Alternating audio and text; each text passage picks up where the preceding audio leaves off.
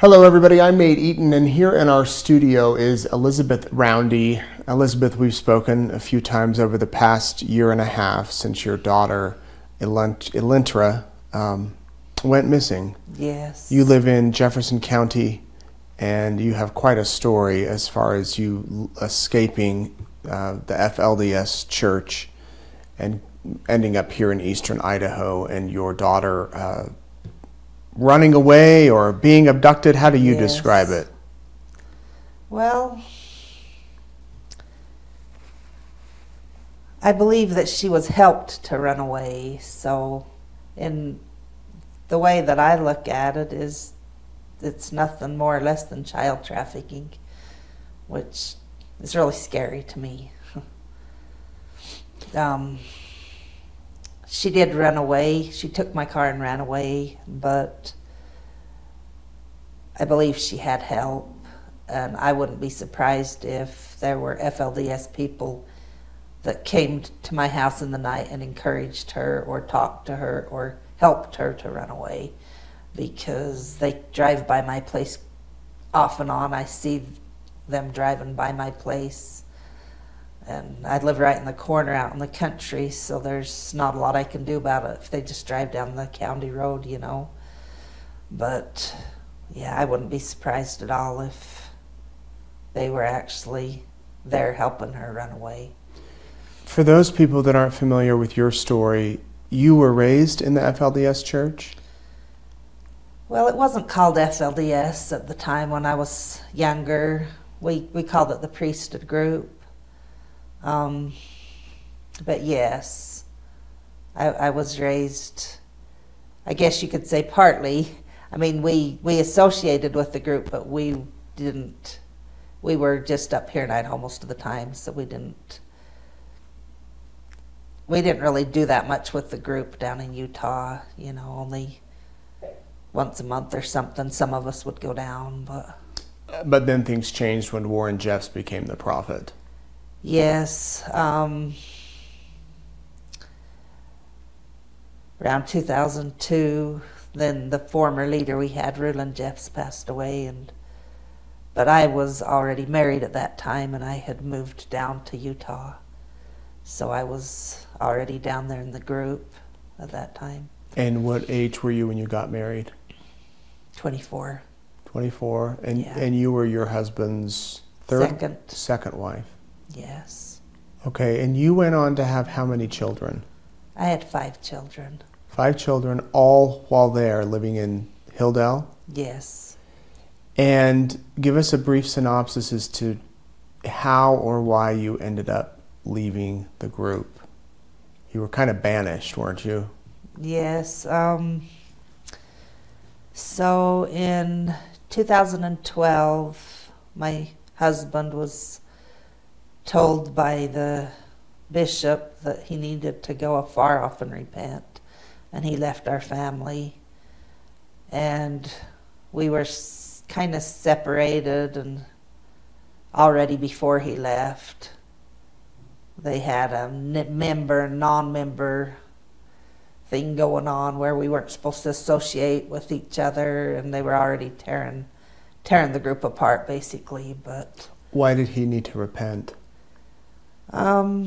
He never told me exactly all the details.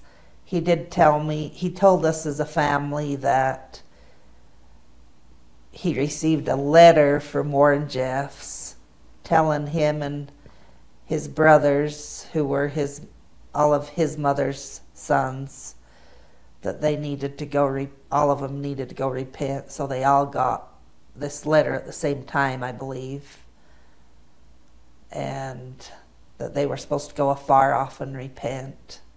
And he said, I'm not going to tell you everything it says, but I'll tell you the part pertaining to the family, and the part that pertains to the family is that I have not raised my family and my children in love. And that's why, one of the reasons I'm being sent away. And that's all he told us. And then he left. So. And at that time, you weren't allowed to associate with non-members of the faith? we weren't supposed to in normal settings, but of course we had to associate somewhat between the family, you know. But yeah, it's pretty rough. It was really rough because my eldest son Jonathan was considered a non-member and I was considered a member, so I was separated from him. He was only 8, 9 years old at the time. Who deemed him a non-member? Lyle Jeffs. Is that Warden's brother? Yes. He was one that was considered the bishop, and we were all told to go do interviews with him, and he would decide who was worthy to be a member and who was not worthy to be a member.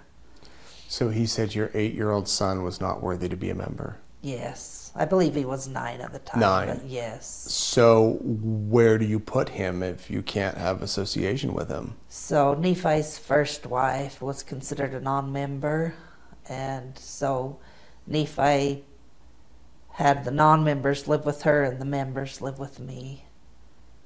So that was the condition our family was in before he was even sent away.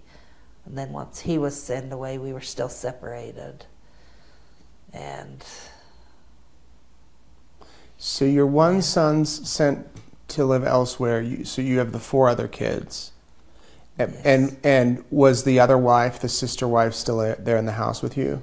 We were at that time. She lived upstairs, I lived downstairs. Were there any other wives too? No. And how many kids total? I believe, let's see, I think we had 12 children together. I'm not positive. I think she has 6. I'd have to count them. Or she has 6 or 7, and I have 5. So. What was your relationship like with your husband?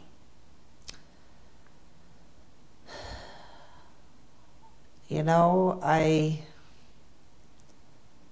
thought at the time it was good, but I look back and I realize that, I mean, I felt like he was never happy at me, and I never could understand, especially after I became a member, and Dorothy didn't qualify to be a member, his first wife, and there was nothing I could do about it. It wasn't my decision, you know, but I kind of felt like he was angry at me for it, and that you were a member. Yeah. Wouldn't he want you to be a member? I don't know. It was really weird. When I first was told I first became a member, you know, the way that they did it all, he congratulated me, but he acted kind of funny about it. And then after that, he just always acted really irritated, so I never knew what to think. But way before that ever happened, even then, we were told not to have marital relationships. And so the only thing we were allowed to do anyway was to shake hands with our spouses. You couldn't hug your spouse? For a while they told us we could hug, and then pretty soon they told us we could only shake hands. No more hugging. So, yeah. Among all the community? Yes. And this came down from Warren Jeffs? Well, that's what we were being told. Who knows the truth of it? Right. I asked because I'm wondering, was he abusive at all? My husband? Right, with you or the kids? Yes. He never physically abused me, but he was very abusive he was psychologically very controlling and very abusive with his words sometimes. There was one time where he got very angry and he put his hand up like he was going to come down and kind of slug me with his fist. And I thought he was going to hit me. I was really scared. Anyway, he started coming down towards me, and then he kind of turned and just whacked the wall really hard with his fist. But other than that, he never really physically abused me. Same with the kids? No, he was physically abusive to the children. Had a very bad temper. Mostly to our boys. Is that kind of a cultural thing? Is that common in the church? I wouldn't say completely, because I believe there's some very good people that were there that were very kind and loving. So I wouldn't say in general no, but I know of a few other instances where yes, it was that way. Nephi himself was raised that way. He talked a lot about the punishments that his parents gave him when he was growing up. So, but I'm sure as the mother of those 5 kids, when he would lose his temper, that was hard to watch. Yes, it was very difficult. So he's banished, or he's sent away to repent. Then how do you end up being sent away to Nebraska? Well,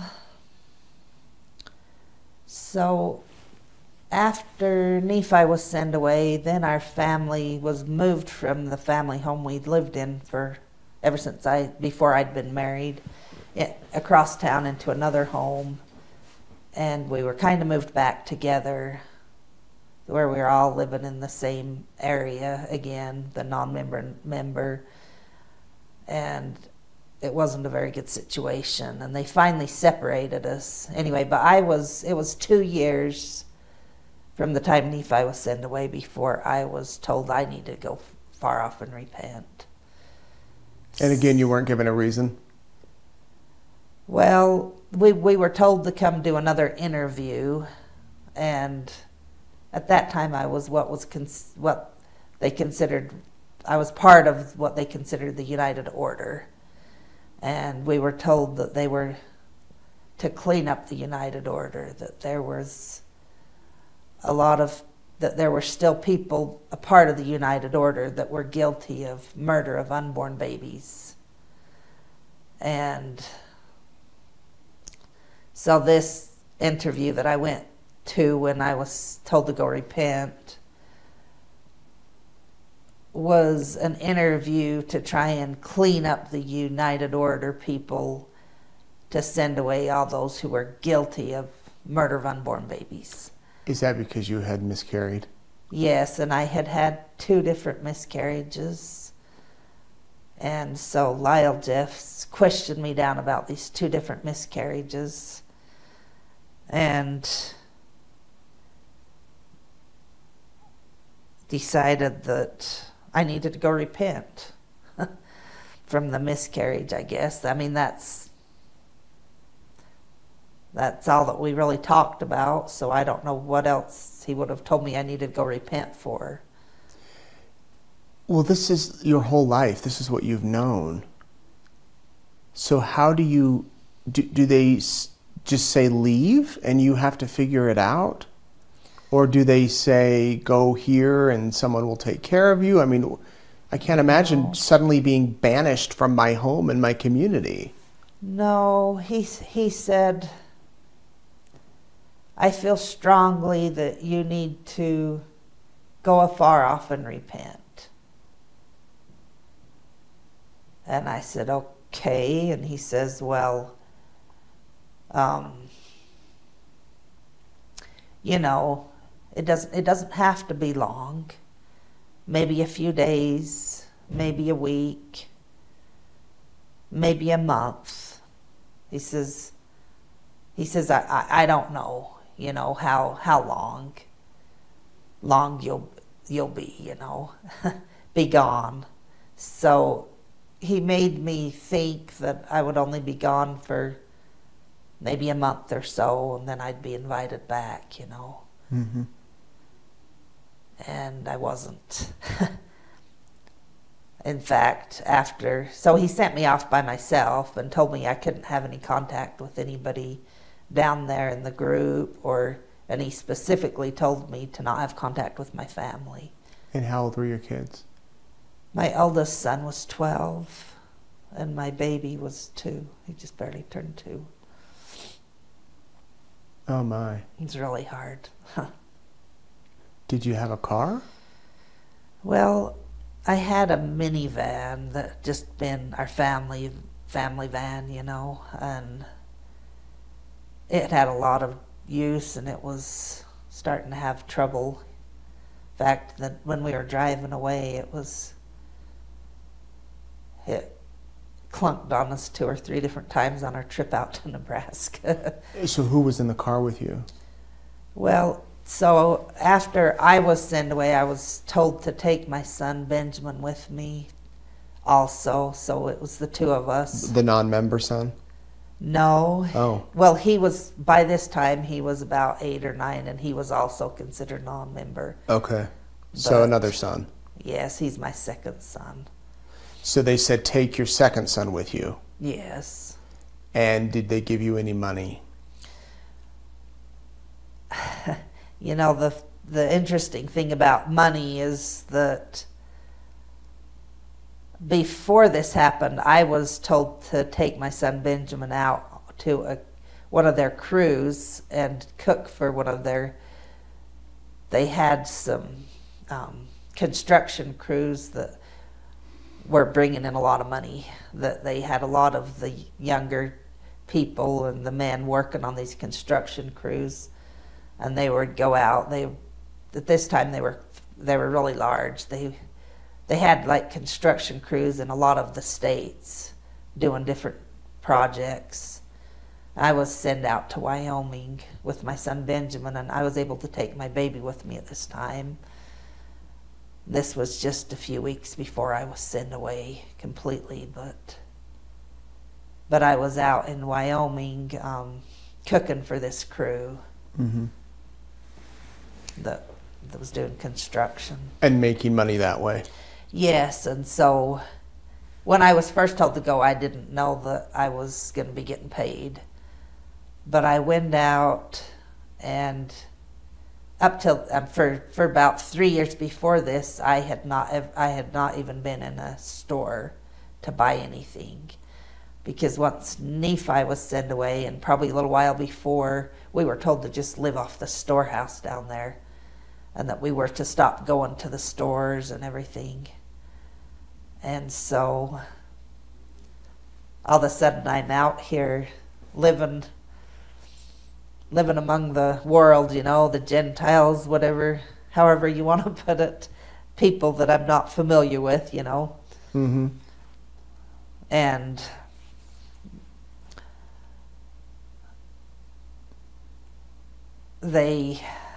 it was a big culture shock, I guess you could say, to being just among down there, being brainwashed, being among the FLDS people, to going out. And I remember the first time I had to go shopping for this crew I was cooking for, I was just,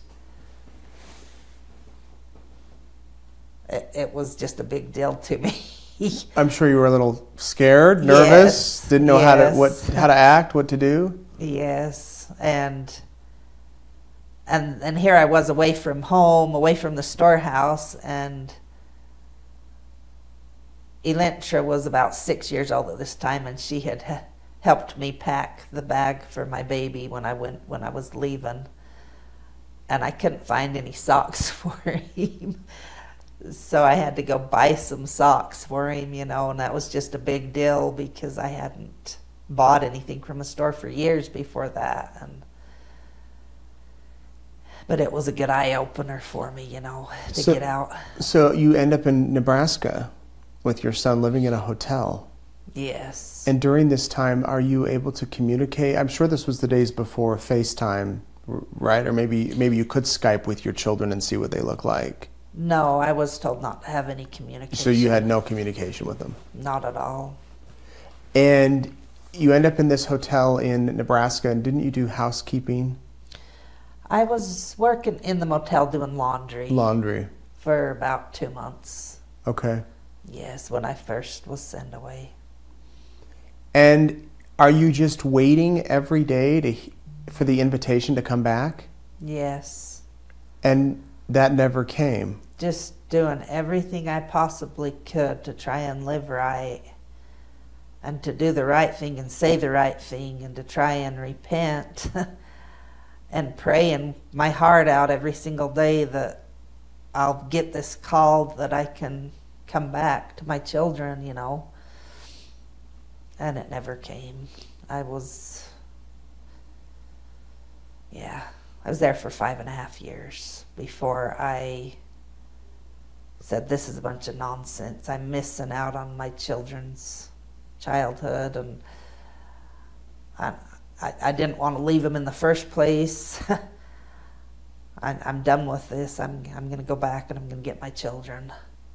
Was it suddenly one day you're like, you had this big wake-up moment, like, this is ridiculous, or was it gradually over time that it kind of ate at you, like, this isn't acceptable, you know, and then another day comes and you finally reach the point? I would say that it ate at me the whole time I was out there. Mm-hmm. I didn't feel good about it. I didn't want to leave my children. I was worried about them every single day, every minute of every single day, because I didn't know how they were being treated. I didn't know exactly where they were. I didn't know what was going on in their lives, and I was very worried about them. But yes, there was a time and a day when I came to that conclusion. It was after my father passed away. He passed away, I believe it was in November of 19. November of 2019. And up until that point, I'd been praying and reaching and wanting to be reunited with my husband and be able to come back to my children and us to live as a family again, thinking this was going to happen, you know. And at that point, when my father passed away, then I was actually, my husband offered to, we weren't really supposed to even have contact, but we'd been talking a little bit on the phone here and there, and I'd seen him a couple times just for a visit, you know, for a couple hours or whatever. But up to that point, I wanted to get back with him, but he volunteered to help me drive because it was about a 14.5-hour drive. Nephi did? Yes, from Nebraska, where I lived, up to my father's funeral. In Idaho? Yes. So you get to the funeral. Well, we're on our drive here to come here. Nephi was he talked very rude and very derogatory or condescending. Condescending, that's the word. Yes, condescending to me. And I had been away from it for long enough by then that I was just upset at him. I just thought, what right does he have to treat me this way, you know? And I realized at that moment, I realized how wrong he had treated me the whole time I had been married to him even. And all of a sudden it all just came to me because I'd been away from it, and I'd been around, for the most part, people that treated me decent and that respected me for the good I did, you know.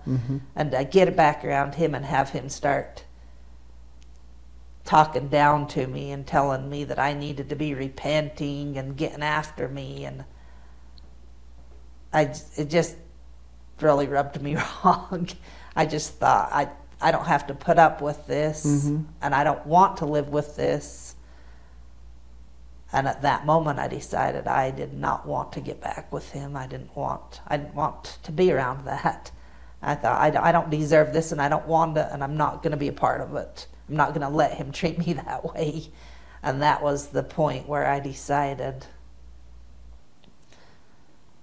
I'm getting out of this. Not just,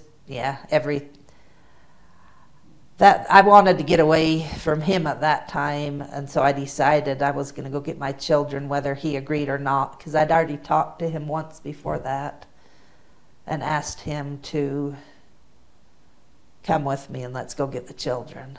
And he refused, made me feel, he belittled me and made me feel like I was a bad person for wanting to go get my children. And wasn't everybody else there in your family really nice to you during the funeral? Yes, that was when I came back and was around my family for just a few hours to go to my father's funeral. Nephi wouldn't let me stay and visit or let me spend hardly any time with my family. And I realized at that point that that was the only reason he'd even volunteered to come, was so he could control what I did you. And get me to leave again quick, because he didn't want me to be around my family and get any ideas of coming back. But just being there with them for the few hours I was and feeling their love and their kindness. And I'd been separated from them for approximately 10 years. And it was just a big eye-opener. I just, what in the world am I doing out by myself with my son in Nebraska? I was worried about Ben. I knew he needed to get around people, that he needed to be around loving family, etc., you know. Right. And so you decided to go get your kids. Yes. So in southern Utah. Yes. Did you try to make arrangements beforehand, or did you just show up? I just showed up at first. And how'd that go? Well, I didn't know where my children were, but I had been told that they were in Parowan, Utah. So I got in my car and drove all the way to Parowan, Utah from where I lived in Nebraska. And I didn't know where my children were. I had a sister that actually met me there in Parowan, and she helped me. We drove around and we looked around Parowan and drove around, and we couldn't see where anybody that was FLDS was living, or we didn't see my children. And so we went to the police and I asked them to help me find them. And the police told me that there wasn't really anything they could do unless there was a court order, and that I had to go through the courts and get a court order, and then they would be happy to help me find them and get them. And you got the court order. So yes, at that point, then my sister knew somebody else, that Roger Hull, the Utah attorney down there in Salt Lake, had helped. He'd been helping quite a few mothers get their children back, and some fathers that had been sent away. And so she was able to contact a friend she had, and they gave her Roger's number, so I was able to call Roger, and he agreed to help me. I wouldn't have my children if it wasn't for him. So you ended up getting, was it 4 of the 5? Yes. Well, I already had Ben, so it would have been 3. So 3 of the 5. 1 never came. Yeah. Is that because he was an adult? Yes, he was already over 18, and I tried getting him to come. He was crying. I could tell he kind of wanted to, but it went against everything they'd been taught. They felt like all of a sudden I was this apostate, and so he was torn. He stood by the truck crying as we drove away. And before we shut the door to drive away, then he was standing there, and I said, "Jonathan, please come with us. Please." I begged him, please just get in and come. I told him it's going to help the younger children to have you here, and I want you here. Please come with us. And he says, "No, I can't. And he wouldn't get in, but I could tell that he was torn. I knew he wanted to be with us, but because they've been taught so much against apostates or having anything to do with somebody that they don't believe is faithful to the FLDS, then he felt like he was doing the right thing, and he just had to do the right thing to not come with us, you know. It's really heartbreaking. Yeah. So you end up bringing those children up here to Idaho, and then lengthy court hearings resume or begin, I guess. Yes. Because you're fighting to get custody of them. Yes. And ultimately you do get full custody. Yes. Of all of the 4 kids. Yes. So when Elintra disappears on New Year's Day, 2023, yes, legally she needed to be with you. Yes. And she was 14 at the time? She just turned 16. She had just turned 16. Yes. Did you know before she vanished that she was in talks, presumably, with members of the FLDS? I didn't know for a fact because they learned to be really sneaky, but I assumed they were in contact. And after she ran away, I found a phone that was hidden outside. So I know she was in contact with the FLDS. And I found 2 different phones that they gave my children to keep in contact with them when they were court ordered to not have any contact with them. Unless it was under the supervision of a professional counselor or somebody like that. They were not to have any contact with my children, and they were still sneaking phones to them. Like I said, they can drive by my place, and I don't know exactly how they've had it all figured out, but I don't trust them, and I don't know if... I wouldn't be surprised if they still have contact with my other 2 younger children, but to my knowledge, they don't. So she takes your car and then it's found abandoned at a gas station with a letter to you. She sent me a letter in the mail telling me where to find the car. Oh, she did? Yes. And did she say, leave me alone? No, well, no. Or I'm fine, or was it just, here's where you can find the car? Well, so she wrote me a letter, and we had a Christmas tree up. She wrote me a letter and hung it on the Christmas tree the night she ran away, or the morning. And I didn't find it right off, but I did find it that morning after she ran away. And in it, she basically told me that she has thought about this a lot, and this is the choice that she's made to do, and goes into detail.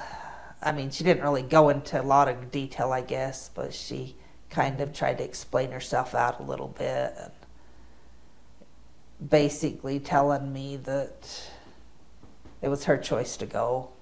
And I believe that whoever was encouraging her in the FLDS told her what she needed to say to make it sound like she ran away, so that the cops would put it down as a runaway instead of as a kidnapping. An abduction, right. Yeah. Have you talked to her since that day? No, not at all. Not a word? Not a word. Have you tried to go down and find her? I wanted to get in the car and drive down and start looking when I got word, we had a couple different hints of where she might be. They were more what you could say a rumor. The first one was, it was from about 3-4 people before it got to me. Yeah. It was, she said that, and so the cops couldn't really do a lot with it, but I wanted to go look, and the detectives, I had 2 different detectives that both told me not to do it because they said if I showed up around there, they would most definitely recognize me, and they'd probably hide her deeper, which is something that happens a lot in these cases. Right. So do you think she's down in southern Utah? I do not know. She was in northern Utah, I believe. That I had 3 different hints that people that knew she had been in northern Utah right after she ran away. Really? And do you think that they've married her off? I I don't know. I hope not. They better not have. She's still underage, and she doesn't have my permission, so they better not have. When does she turn 18? She turns 18 in December of this year. And when that happens, are you then at a complete, you can't do anything further? Well, I actually talked to the detective that's on the case about that, because I wondered, once she turns 18, do they just drop the whole case, or what exactly happens? And he told me that after she turns 18, she's still going to be on the list, and they're still going to be looking for her. And so if she pops up on the radar somewhere, they will still bring her in. But mostly, I mean, they just have to bring her in, make sure she's safe, and then they close it out. Yeah, have contact, etc., to make sure she's okayed, and then close it out, basically. Right. You said you feel it's child trafficking. Are there other women in the same spot as you? Yes. And how many? Any idea? I'm in contact with one of them in particular that has 3 children missing, and they went missing within approximately a month after Elintra went missing. And so she's been missing, her 3 children, for almost as long. Oh my gosh. And yeah, it's really heartbreaking. One of the other mothers that was missing 3 of her sons, they were actually able to find recently, and so she has them back finally. She was missing 3 of them, I think, for around 2 years. But she got them. She found them. Yeah, they found them and got them back. I'm sure, though, once that happens, you kind of have at the back of your mind, though, a fear that what if they're abducted again, or what if they take off again? Yes, and I'm very concerned about my younger children and what they might try to do with them also.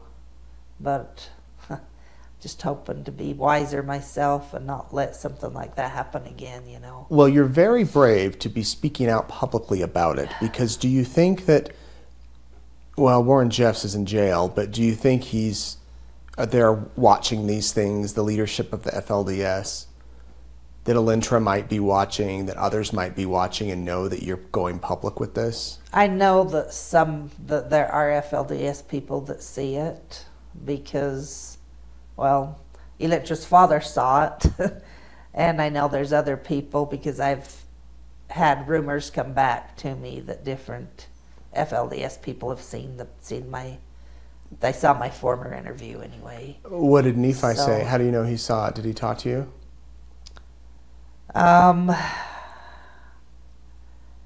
No, it's just rumor I heard. Nephi, if you're watching, I want to talk to you. I'd love to talk to you. Come on in, we'll chat. Did you ever officially divorce him, or were you ever legally married? I was never legally married since I was his second wife. I see. It was just a church marriage. So how are you surviving now, Elizabeth? Well, just day at a time, you know, just missing Elintra every day, but praying and pushing forward. Have my other children that I have to focus on, and we just, one day at a time. There's still hope, you know. There's the Road Warriors, the motorcycle group, crew, whatever you call them, gang. They are working on it nonstop, trying to help find Elintra, and I'm so grateful to them. Good. Hey, are you hearing at all about how the church is running now, with, you know, Warren Jeffs being in prison for the rest of his life? And I've heard rumors here and there, and I know while I was still in it, down there part of it, that he's very much still running everything from prison. He's sending revelations and telling people what to do constantly still. And is Nephi living down there? Do you know? I don't know where Nephi is. I have reason to believe he may be back down there, but I don't know. So if she is watching, what would you say to Elintra? Elintra, I miss you very much, and I want you to know that I love you very, very much. And I wish that you would come home.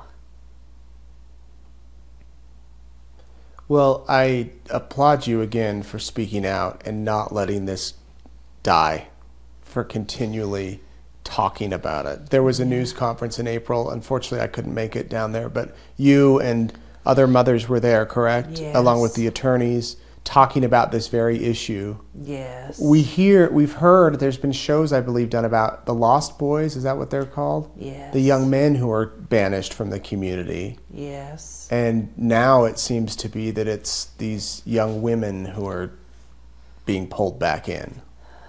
Yeah, it seems like they're after the women, and it's scary to me. It's evil. I don't know all the details of what's going on, but I've heard a lot of different rumors, and there's been different revelations that Warren's handed out that are scary. So I have a friend that has been in the courts, and her ex-husband has been trying to get her 3 young daughters from her, and I was told that he was instructed to do everything he possibly could to get those girls and bring them back down.